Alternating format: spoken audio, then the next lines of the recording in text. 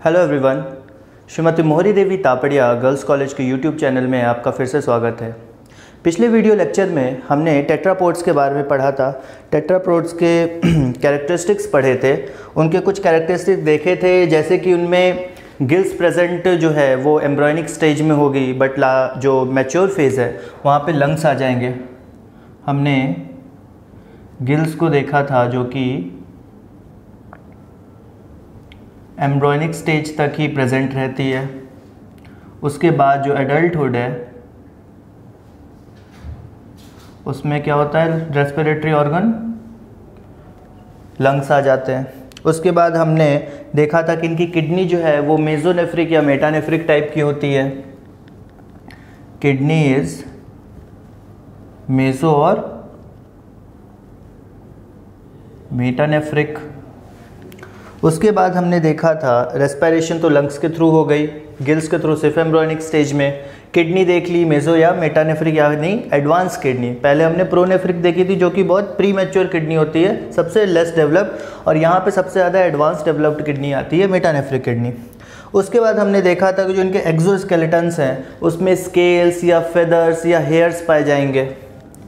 इनके एक्सोस्केलेटन जो हैं उनमें स्केल्स, फेदर्स या फिर हेयर्स पाए जाएंगे। एंडोस्केलेटन जो है वो बोन से बना होगा। एंडोस्केलेटन बोन का बना होगा। तो ये कुछ कैरेक्टरिस्टिक्स थे जो हमने देखे थे टेट्रापोड्स के, सुपर क्लास टेट्रापोड्स के। आज के वीडियो में हम इसको कंटिन्यू करते हुए इनकी क्लासिफिकेशन देखेंगे। हमने ये पढ़ा था कि टेट्रापोड्स को, सब जो सुपर क्लास टेट्रापोड्स हैं इनको फर्दर 4 क्लासेस में डिवाइड किया गया था।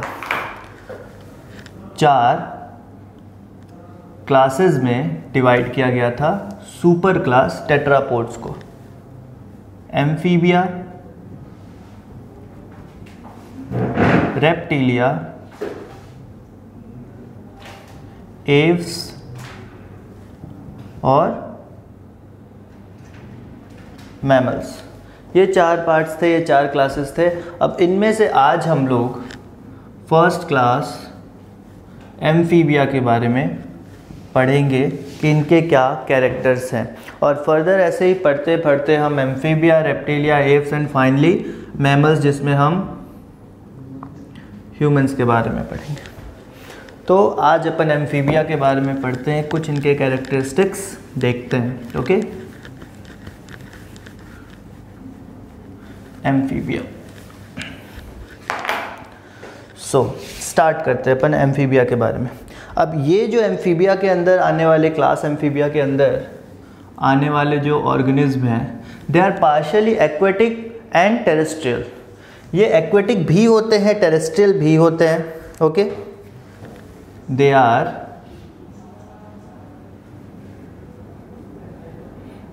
partly terrestrial as well as aquatic and partly aquatic।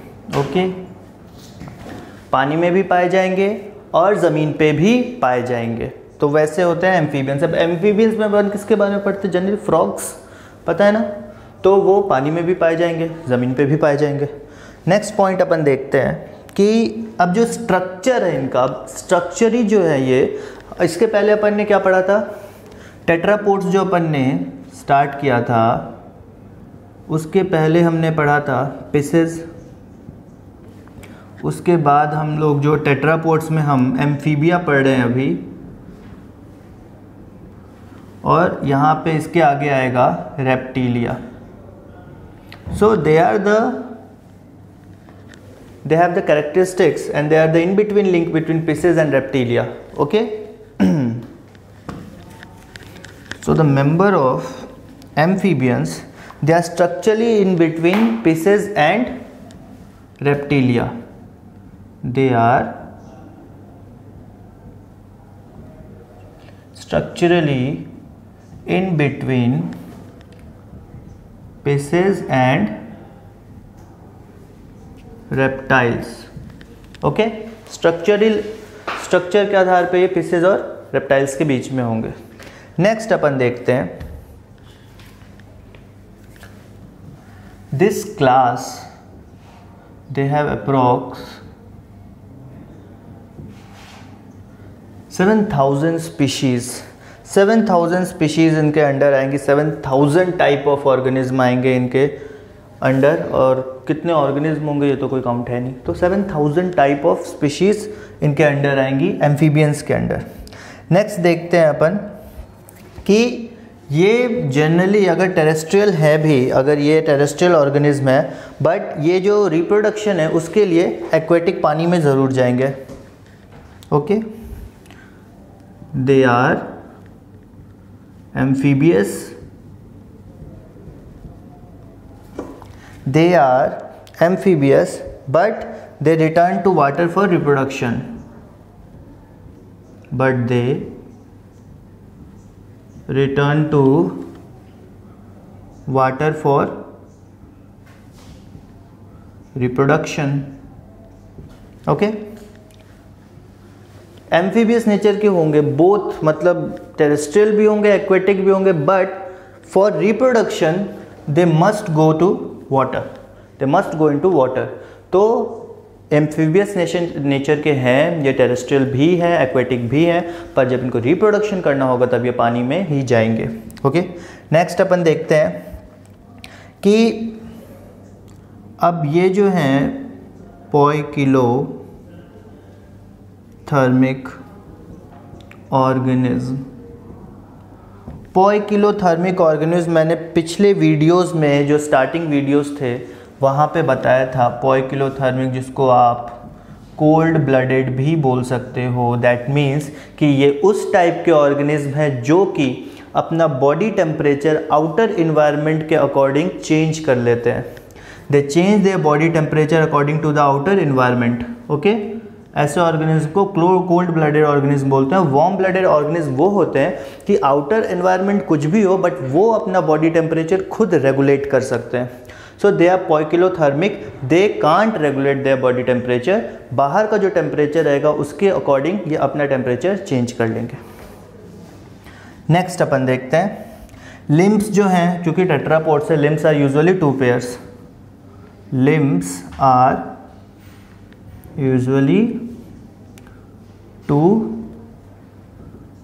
Pairs, limbs are usually 2 pairs, और कुछ होंगे जो लिम्बलेस होंगे, some are limbless without limb.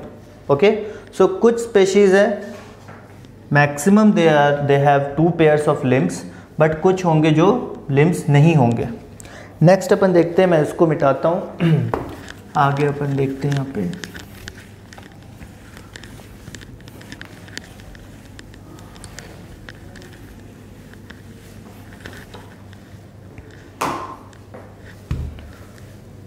their skin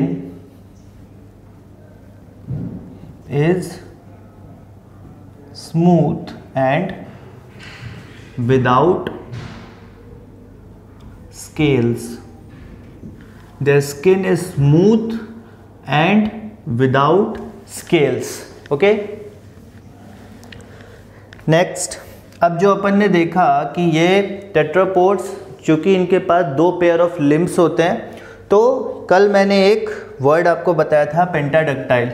that means कि 4 से 5 टोज प्रेजेंट होंगे, टोज 4 to 5, 4 से 5 टोज, या फिंगर्स भी बोल लो, ऐसे एम्फीबियंस में आप टोज ही बोलो। टोज जो है वो 4 से 5 प्रेजेंट होंगे, that means they are pentadactyl, pentadactyl. Okay, next देखते हैं अपन they have mouth large and includes homodont teeth,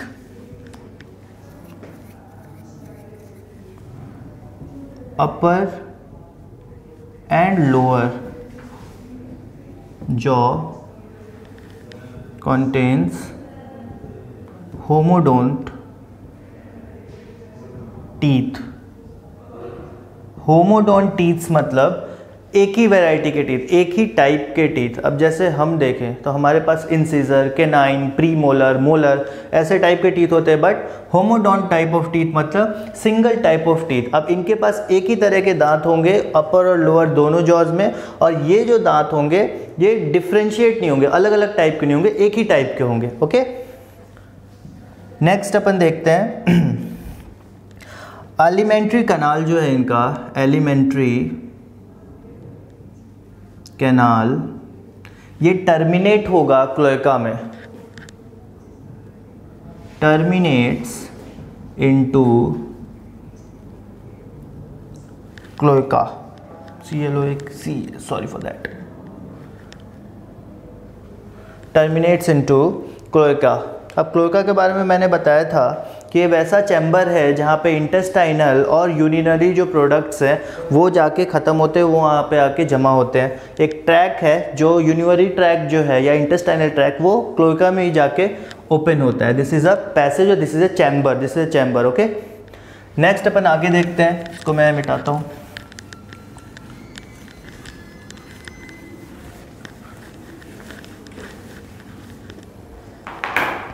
next is cranial nerves जो हैं वो 10 पेयर्स पाई जाएंगी। Cranial nerves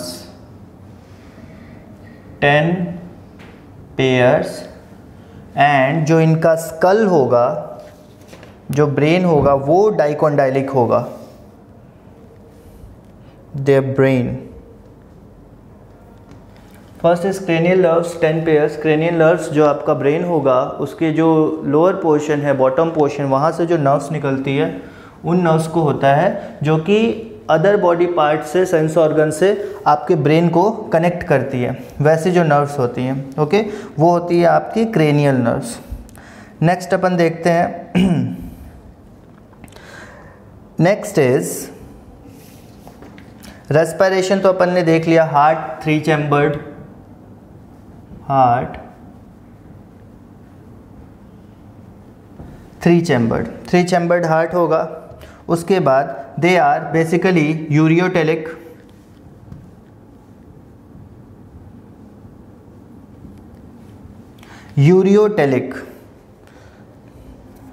they are ureotelic and urinary bladder जो है वो प्रेजेंट होगा। Urinary bladder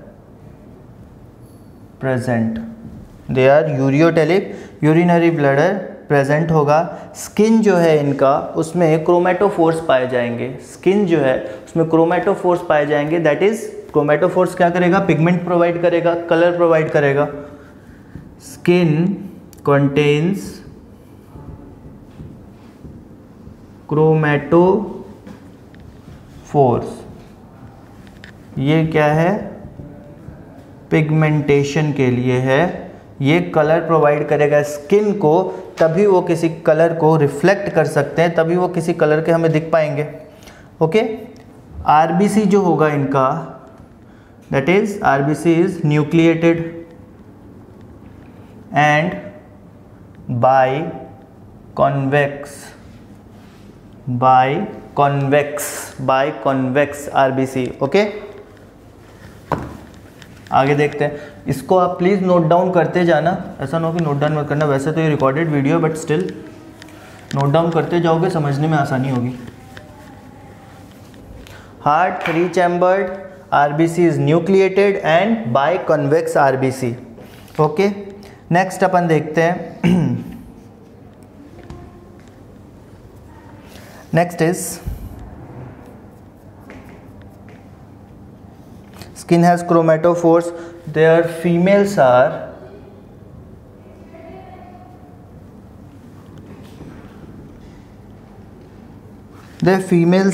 oviparous.